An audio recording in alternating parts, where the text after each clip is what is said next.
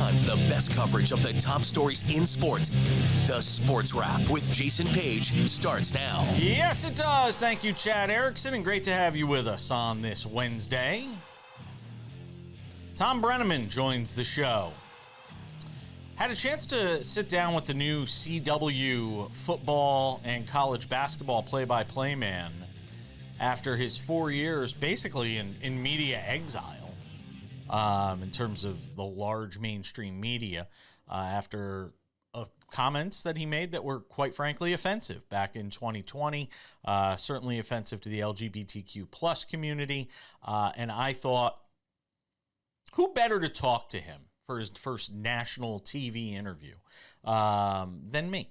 Somebody who is who identifies as openly gay, and I thought it was a great opportunity for him and a great opportunity for me to kind of understand one another. I was obviously very offended by what he said in 2020, and I thought this was a good opportunity for he and I to come together and sort of address what was said and what he's done to try and make amends for that since 2020. So part of that conversation you'll see on today's show. You'll see it in its entirety on Friday. We had a long-ranging conversation, wide-ranging conversation. You'll see it all on Friday. Paul Dottino covers the New York Giants for Giants.com, also with WFAN. We will talk with Paul Dottino about the Giants as we continue to go around the NFL and training camps. But we start things out with Sam Yarnell, who is hanging out with us on the program. And Sam, Major League Baseball trade deadline has come and gone, and we're going to talk about winners and losers, but I'm just going to say it at the outset. A loser to me has to be the Baltimore Orioles. They did a lot without really doing enough, in my opinion. Given what they have for prospects, given what they had to potentially give up, the fact that, they did what they did last year and come back this year and are, with 60 games left in the regular season, are still leading the division. I just felt like they came up short in this deadline in terms of what they could have done. Trevor Rogers, was 2-9 or whatever with the Marlins this year. Meh. They traded away a couple of prospects. Meh. I just don't know what the Orioles are trying to say to their fan base with what they did at the trade deadline.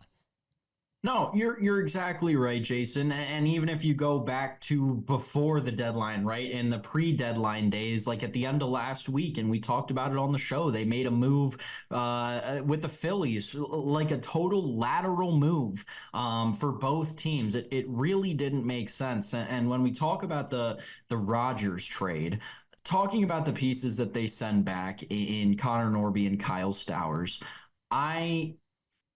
it's so hard for me to not say that this team overpaid. And I know, Jason, we've had this conversation on the air, off the air, and everywhere in between that you think that there's not enough space for these guys. But specifically Connor Norby, who's done really well in AAA this year. Both of these guys have major league plate appearances this season. I just felt like they were potential building blocks for future teams as the Orioles want to continue to try and build this franchise to being a championship contender, which they are completely on the brink of doing. It seems like they're just a little quick triggered to me to try and pull for the immediate bullpen help of Trevor Rogers and not necessarily realize that, hey, the guys that we're giving up, especially knowing some people in the Miami baseball community and how ecstatic they are over the acquisitions of Norby and Stowers. It seems like the Orioles overpaid and made a lot of moves that aren't really needle moving when we talk about this team with what they struggle with, what they will struggle with, and that is postseason baseball, right? AJ Preller and the Padres. Winners? I think they're winners at the deadline. I like what they did. So the Padres, it has become apparent to me, like, I thought Foolish Baseball, Bailey had a great tweet last night, right when the Padres deal came out. The Padres have an unstoppable system of cultivating talent, incredible talent, and trading it away promptly. Let's not forget what they gave up for Juan Soto, right? I love talking about that deal whenever I can possibly bring it up. James Wood was the number 2 overall prospect in baseball, right behind Jackson Holliday for about an entire calendar year, if I remember correctly. And that was not even the main piece in the Juan Soto trade. You're also looking at C.J. Abrams and Mackenzie Gore, who are staples in the Nationals lineup and rotation right now. This is a team in the Padres that continues to give away prospects with a lot of promise and really high ceilings. But at the same time, you're right. They're winners because we know that Preller has this system of player development where it doesn't matter what prospects they're going to trade away. They're cultivating new talent better than maybe anyone in baseball. It's Rays-esque what the Padres are doing with young talent. However, they've got the front office acumen and the market around them to be able to bring in these bigger name players. I'm with you, Jason. I've talked myself into the Padres being winners. They're going to go kind of under the radar at this trade deadline, but I like what the Pirates did. I like trying to improve the team without mortgaging the future, telling your franchise, telling your fans, hey, keep coming out. Let's keep drawing fans because 31% or whatever of MLB revenues is based on ticket sales. To me, the Pirates going out and getting Kiner Falefa, who's doing a rehab assignment right now. They'll try and get him right. De La Cruz. And I will tell you, an underrated pickup at this deadline for them was Nick York, the Red Sox prospect that they got as well. I like that move. I like what the Pirates did here at the deadline, making marginal incremental improvements to this team to try and be a wild card team, and then you take your chances. I love the Pirates wanting to stay in contention and not being sellers because it means we're going to get to see more Paul Skeens. By the way, Jason, have you seen Paul Skeens' NL Cy Young number after Zach Wheeler's blow-up start earlier this week? While you pull that up, I'll just say that I think the Nationals did great things at the deadline. I know this is going to sound biased, but I'm telling you folks, and Masson viewers, you'll appreciate this. This team is close. The Nationals made a lot of great moves. The haul they got from Cleveland for Lane Thomas is really, really impressive. I think the Nationals are really close to being contenders again. How about that Paul Skeens number? Wow, I just saw that. Chris Sale minus 110, still your favorite to win the Cy Young Award. And then Paul Skeens at plus 170. Not for nothing. If Paul Skeens wins Cy Young, knock on this cheap wood, Sam Yarnell, you will be the king of picks. We're coming back with Paul Dottino.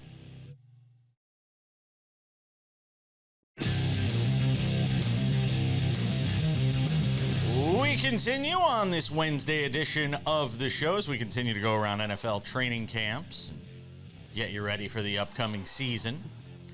I could talk Giants all day. If I'm going to do it, I'll bring in this guy, Paul Dottino. Does it as well as anybody, has done it for a long time, covering the Giants, Giants.com.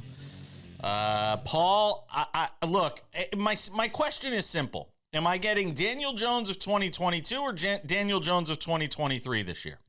Well, we won't find out about that until we find out about the offensive line first. I mean, the truth of the matter is the offensive line was functional in 2022. It was probably about the only time in the last 7 or 8 years that it has been, and Daniel Jones was allowed to be Daniel Jones. I will say this, physically, he is totally rebounded not only from the neck injury of a year ago, but also from the torn ACL. I know unofficially, I'm of the understanding that he is running, according to some of the electronic devices and gizmos that they wear during training camp, he is as fast, if not faster, than he's ever been. And so, athletically speaking, There is no reason for Daniel Jones not to be that type of quarterback again. He just has to have a decent offensive line in front of him. Is there a sense of him being sensitive to the criticism? Because there's been a lot of it in this offseason. There was talk about the team dealing him, going and getting a quarterback. I mean, all of these different things. Is there a sense that he's hearing that, or has he just been shutting it out and just trying to get himself right for this year? He says he shuts it out, much like Eli always used to tell us. But I can tell you, knowing both of those guys extremely well, they did hear some of the whispers. And the truth is, it actually emboldens both of them. They are such similar personalities in so many ways. And it's one of the reasons why the Giants badly wanted to draft Daniel Jones, because it takes a very different kind of animal to live in the cage and succeed in the cage known as the New York market. Jason, you know this very well. This is not a surprise to you, but it may be to a lot of other people around the country. This is a place that can make you or break you. And if anything, Daniel Jones has been emboldened by whatever criticism has leaked through his defense walls and gotten into his heart. This is a guy who is very much wanting to prove people wrong. Devin Singletary replaces Saquon Barkley, who obviously goes to Philadelphia. What is the sense of the drop in the running game and where they make that up? It becomes more of a running back by committee now. Singletary, ever since he's been in the pros, he's been the lead back in a committee, not a bell cow, but a lead back in a committee. And every one of those years, whether it was in Buffalo or Houston, that team has gone to the playoffs. So you can win with a Singletary. He does everything well. He's steady. He's durable, reliable. They like him a lot in terms of his pass protection and also his ability to be a very good leader for the young backs in the room. That, of course, being Tracy and Gray, and maybe even, who knows, it's possible Dante Miller, the little turbo from Columbia via South Carolina, may even make the running backs room this year. Give me some thoughts on how you felt this team operated via the draft and sort of where guys can make the most immediate impact in terms of what they did in the draft this year. Well, you could just stop with Malik Neighbors. That's it. Number 6 overall pick. I mean, Jason, is there any reason to go any further? Everybody and their mother, grandmother, aunts, and uncles all said at the combine that there are 3 mega impact wide receivers in this draft between Harrison, Neighbors, and Odunze. You've all seen it during Hard Knocks. The Giants had to get one of those guys, and they did. And Neighbors, since he's been here, physically gifted exactly as advertised. There is absolutely no question about his toolbox or his skill set. The question will be, how quickly does he become that impact player? Can he do it within the first month of the season? Can he do it by the middle of the season? I mean, rookies mature at different levels. If he can do it sooner rather than later, maybe with a couple of 100-yard games out of the box in the first month of the season, defenses will have to pay attention. That will change everything for this Giants offense. What has Brian Daboll learned season 1 to season 2 to where we are now? The successes, obviously, the unexpected successes of that first season versus where the team was last year and where they come in this year. Where do you feel like he's changed, grown, adapted?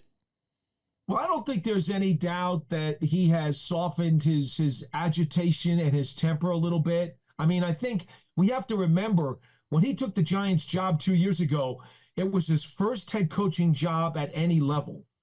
That's an important factor to remember because that is a different share than what he had ever experienced before. And it came pretty easy for him in that the Giants won 9 games, went to the playoffs, and he was NFL Coach of the Year. It's pretty hard to learn anything when you have so much success early, especially when you're, quote, a rookie.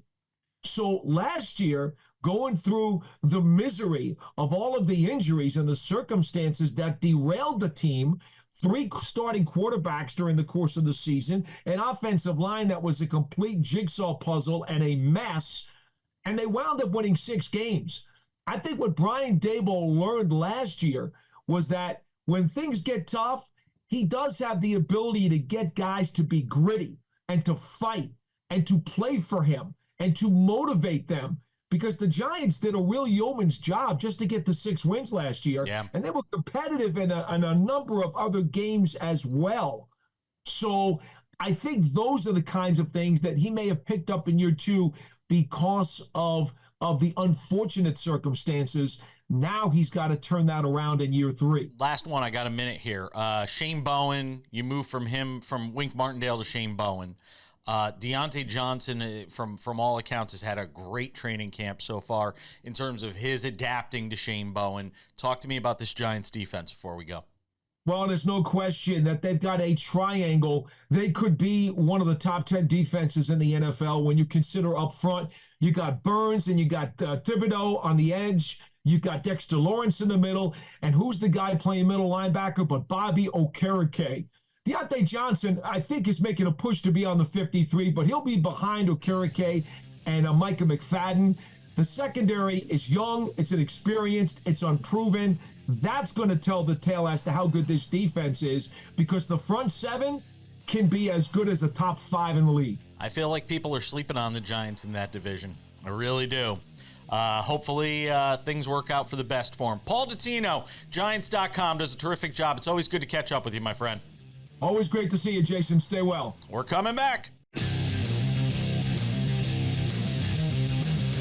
to have you with us. SportsWrap continues, and this is one of the more different interviews I've had a chance to do since we launched this show back in January. Thom Brennaman was one of the great play-by-play guys that I've had the distinction of listening to over the last 20 years.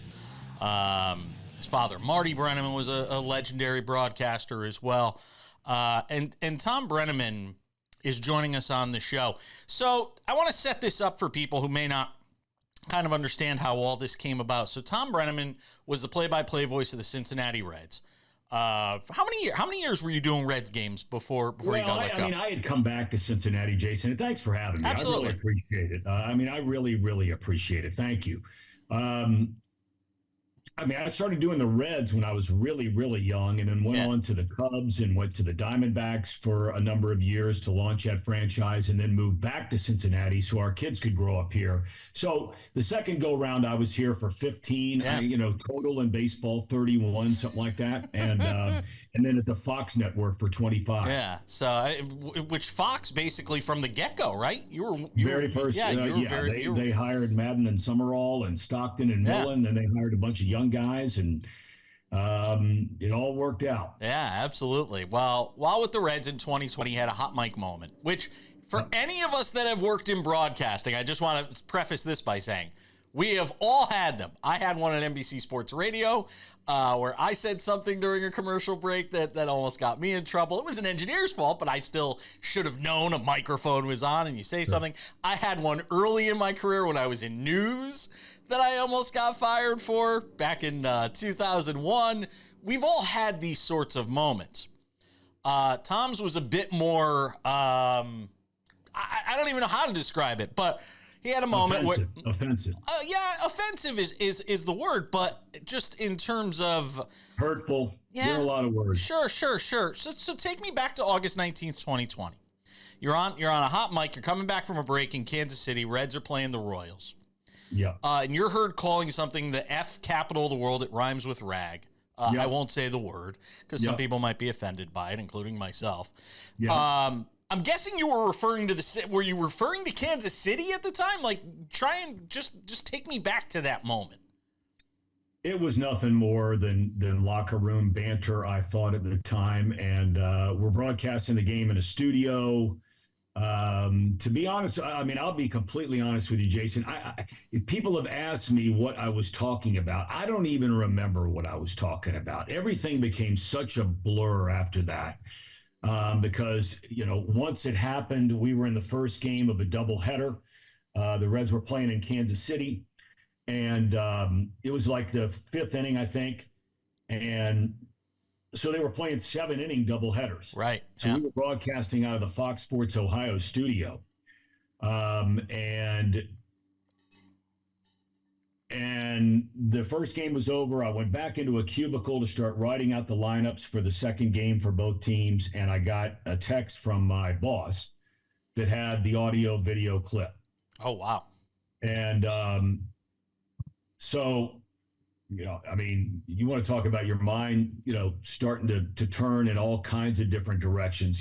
People you've hurt yourself, you've hurt your family, you've helped the people, you've hurt the people that you work for. You've done, and all of this now is swirling. And, that the chances are very, very good that you're not going to be working those games much longer, including the next hour. Is that literally your immediate thought, though? Or well, yeah, because what happened was, it was strange, Jason. What happened is that normally I would have a computer with me that sort of has a website of the Reds games where fans might be having conversations about things that maybe we missed on the telecast. Well, there was nothing of any of this that was on that. It did not go out over the air of the people that are in Reds country, the people that are in their territory. It went out over MLB TV. And how and why it happened, I have no idea. I've never had any interest in going back to try and find out what happened. I don't care, because it wasn't somebody else's mistake. It was my mistake. And so, we got on the air for the second game. Now the stuff's blowing up everywhere. My boss has told me, he said, look, we're going to take you off the air. I said, well, could you please let me try and apologize? And, that in and of itself has taken on a whole sort of, oh God, yeah. I was doing the best I can under the situation. No pity, no nothing. No, I don't want any of that. But I was doing the best I could, and then I revert back for a second to doing what I've done for 30 plus years, and that's call something that happens in the game, because that's my job. And that turned into the whole Castellanos thing, and whatever. The only part that bothered me afterwards were people thought, because I did that it meant that I was insincere with my apology. Nothing could have been further from the truth. Everything that I said, I was saying live and to the best that I possibly could under the circumstances, and I was extremely sincere about apologizing. So that happened, and then within the next 7 to 10 hours, 10 to 12 hours, I was fired from both the Reds and Fox. Did it happen as quick as you thought it would? Did you think you'd have more time to sort of, I want to use for lack of a better word, beg for your job? Well, I thought, look, I'm the furthest thing from being anywhere close to a perfect guy or a perfect broadcaster. I've made so many mistakes in my life. I wish I could turn back the clock and change them. There's nothing I can do about it. I can ask forgiveness for them, and you hope that the people that love you, and even some of those that don't, can do that. But I thought, just based on not having had any kind of an issue for a long, long time, 30 plus years, that maybe there was a chance it could be a suspension of some kind. And then once it started going, I quickly realized that was just not going to happen. But look, I earned it. I earned it. I'm the one that said it. And I'd do anything in the world to change it, because I have said this before. There are people out there, and understandably so, 1,000%, that will think, because I use that word, that I am a homophobe. I will go to my grave. It's automatic. You're going to get that. You're going to get hit. Well, of course, and like I said, it's not a surprise. But I can put my pillow on the head every single night, if nothing else, and I know that there is not a sliver of truth to that. All right. And never has been. Let's expand upon that. We're going to take a quick break, because in TV, I don't get to just talk forever anymore. We're coming back. More with Thom Brennaman. Don't go anywhere.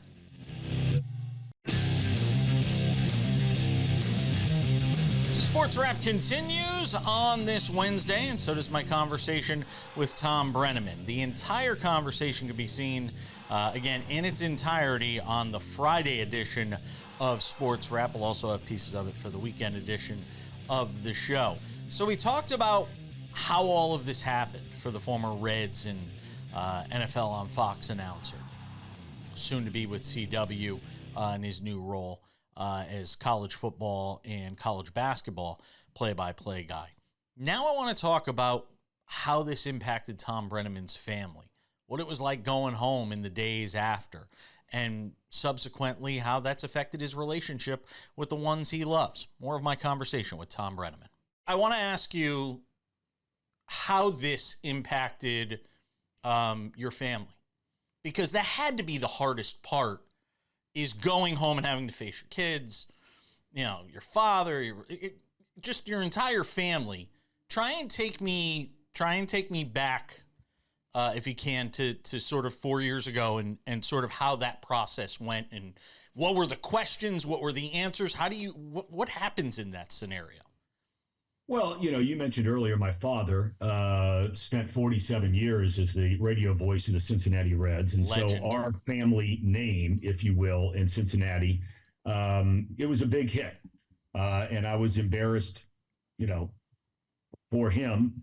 He's like any dad. I'm a dad. I mean, you'll do anything in the world for your kids, no matter what they do. I mean, that's just the truth of it. And he's been there every step of the way. But then when it came to my family, my wife, I know I really hurt her. And all of a sudden now some of the things that were being said about me, if she'd go places or whatever it might be. And then our kids, it was interesting. Two things about our kids. Our daughter, who at the time was getting ready to start her senior year of high school. And she just has the innate ability to just be friends sort of with everybody. It doesn't matter who you are, what you do, you an athlete or you a partier or whatever you are. She's just one of those people. And she had become very close. There's an LGBTQ club inside of her high school, public high school, just down the street from our house. And she had become really, really close with a couple of the girls that are gay. And I'll never forget when everything happened, she came downstairs like a day or two later, and they were just getting ready to start school. It was about a week before school was starting. And two of the young women sent her a text and said, "Look, we're not happy about what your dad said, but we know how you have always treated us.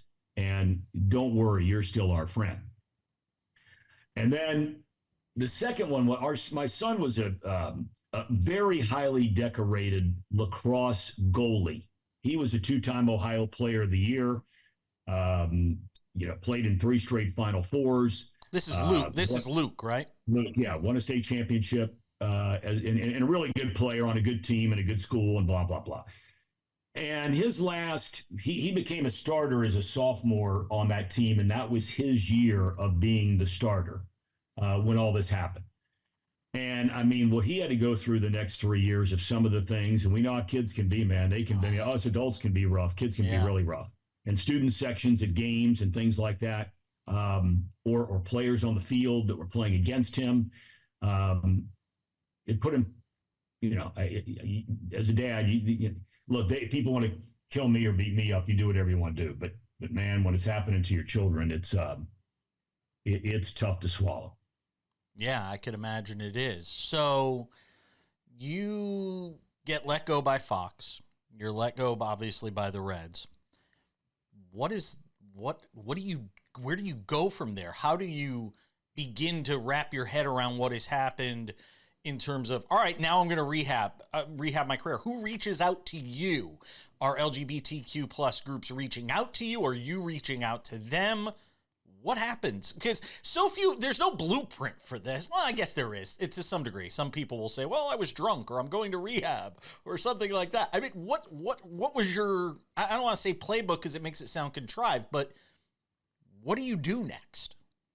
Well, the answer is twofold. You asked about, do I reach out to others? Do they reach out to me? So Major League Baseball, if you're an employee for Major League Baseball, you know who Billy Beane is. Of course.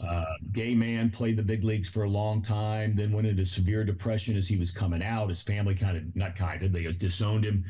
And he is the head of inclusion for Major League Baseball, right-hand man of Rob Manfred. So immediately after everything happened, I got back home. was sitting out on my back porch with my wife and a friend of mine who had come over, and Billy called, and he said, "Look," he said, "this is not good." And he explained to me that he was a gay man, is a gay man. And he said, clearly, I'm not happy about it, and nobody's happy about it. This is bad stuff for the league. It's bad news for the game. It's bad news for the franchise. It's bad news for this community. He said, but look, he said, I'm not here to judge you. I'm here to help you. So we started talking about getting together the next day on the phone and starting to listen to some of the things that maybe ought to begin to explore and think about doing.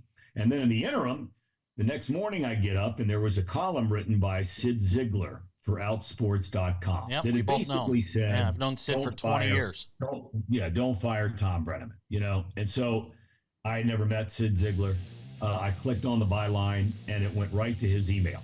So I reached out to him and I just said, look, you don't know me. You probably don't like me. Mm-hmm. I said, I appreciate your fairness in your article. And I'm very sorry if I hurt you or anybody like you. And our relationship's gone from there. Again, catch my complete conversation with Thom Brennaman on the Friday edition of SportsWrap. As we continue with the show, a lot more to talk about, including something to consider, rule changes in the NFL, and more.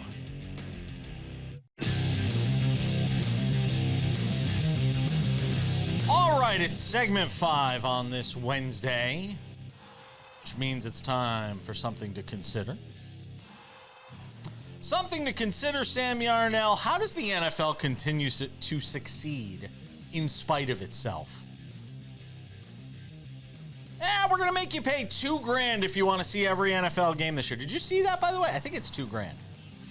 Somebody did the math. It's $2,000 or $3,000 if you want to watch every NFL game this year, between Sunday Ticket, Peacock, all those different things, between all of them, it's either $2,000 or $3,000. You can go look it up if you want to watch every NFL game. The hubris, the unmitigated gall of the NFL.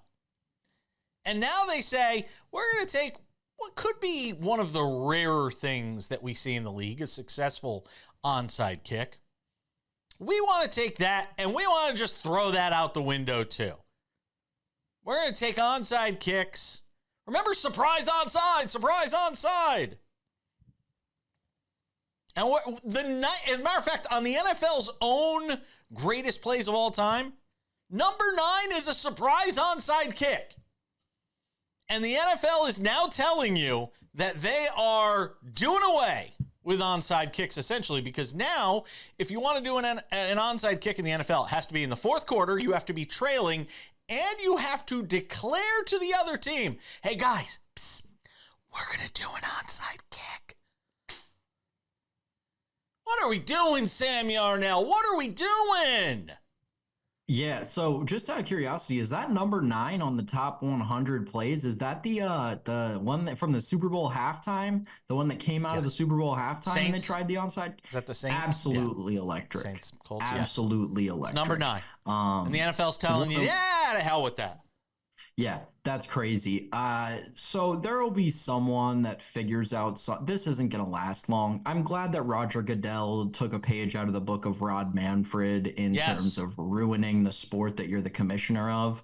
But this is not going to last long because someone's going to figure out something with the new kickoff rules and they'll kick it on a line straight at one of those offensive linemen that they'll line up at the 20-yard line and no one will be able to handle it. I'm very interested to see how it all plays out, but I don't believe that this onside kick thing will last long. Like, this is maybe this whole season it'll last, but they already did something. They already did something to make onside kick safer, right? They said you can't shift everybody to one side of the field. You have to leave a few players on one side of the field. And fine, you want to do that. I get it all in the name of player safety. I don't see guys getting blown up on onside kicks the way they used to. I don't see this litany of injuries. This was a change that didn't have to be made. And that's what's most perplexing to me. What was the impetus for this? Yeah, I don't know. And the other side of what you're saying, in this new era of onside kicks, we've also had seemingly, and I don't have the numbers behind this admittedly, but it seems like we've had a lot more onside kicks returned by the returning team for a touchdown, which is also pretty electric. Like, it puts the game to bed 95% of the time. It's the nail in the coffin. And it's the true risk to reward that you're seeing played out in the NFL. It's great. I do not understand this move. Like I said, Jason, I just can't get around this being a long-term thing in the league. I just don't understand, why these leagues, whether it's baseball with the Manfred rule or, what we're seeing now with the NFL. I just don't understand sometimes why there is this need to overreach and try to reinvent the wheel. I don't get it. Here is one good NFL thing, though. And this is something the league has long been behind the times on, is fixing how we mark the football, how we spot the football, how we figure out where the first down is, having to use an index card. Gene Steratore, I think. What are we doing? The league is finally at least testing out a Hawkeye system, much like we see in tennis, where you've got the lines, and they don't even have line judges in most of these tennis matches anymore. Only a couple of tournaments do. You now have a situation where the league, for the preseason, is going to try using Hawkeye technology to spot the football on these close plays. I love it. It's long overdue. The technology is there. The league is so worried about, banning onside kicks, essentially. This is something that could have been fixed years ago, and they're just getting around to it now. Yeah, so it's going to be the same way that European soccer has evolved to the VAR. With offsides. Mm-hmm. As I understand it, it's that level of that Hawkeye technology that they'll be using, and they've seen it implemented with the offsides in European soccer, and they want to do it with first downs. Listen, I'm not going to sit here and complain about this, because at the end of the day, it will give us better rulings, right? I will say, though, there will be a part of me that misses those, three middle-aged to older guys in big yellow vests running out to the middle of the field in the middle of the second quarter and stretching the big orange chain with the post at the end to see if the ball, like, those 15 seconds are just as good as a play in a tie game in the fourth quarter. So that I will miss, but maybe we can figure out something new with the VAR version of football. I still think they're going to need those guys, because if the VAR goes down, you still have to have the chain gang out there. So I don't think Mort and Bernie with the chains, waddling out there, I don't think they're going anywhere just yet. We're coming back with odds and ends. More disappointment for Coco Gauff at the Olympics. We'll get to it next.